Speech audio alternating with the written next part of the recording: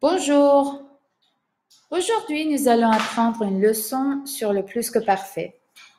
On utilise le plus que parfait quand nous parlons d'une action qui se passe avant une autre action au passé.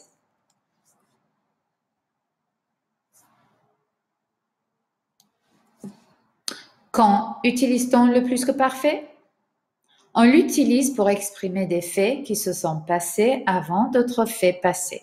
On peut dire que le passé avant le passé composé et l'imparfait est le plus que parfait. Regardez sur la ligne du temps. D'abord, maintenant, c'est le présent. L'action avant le présent, c'était le passé composé ou l'imparfait. Et l'action encore avant le passé composé et l'imparfait est le plus que parfait. Regardez quelques exemples. Hier, j'ai mis le pull que tu m'avais offert pour mon anniversaire. Quand il est arrivé, nous étions déjà partis.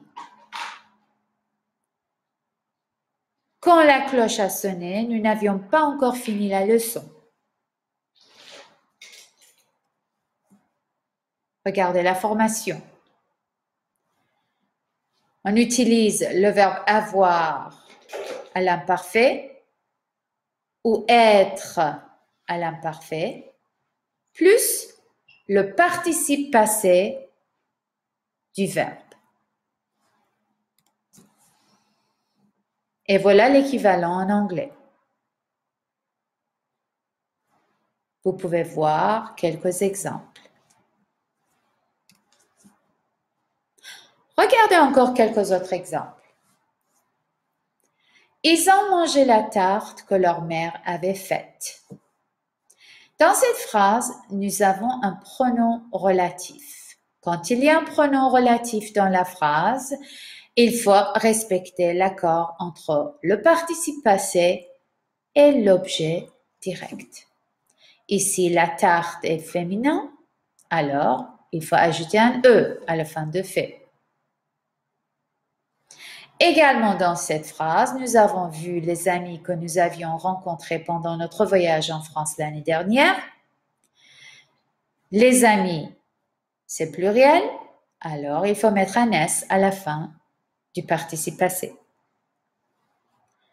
Marie n'a pas mangé au restaurant parce qu'elle avait déjà mangé chez elle. Il n'y a pas de pronom relatif, donc il n'y a rien à respecter. Tout est là.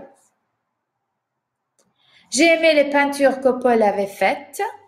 Les peintures féminines pluriel, alors il faut mettre E et S à la fin de participe passé.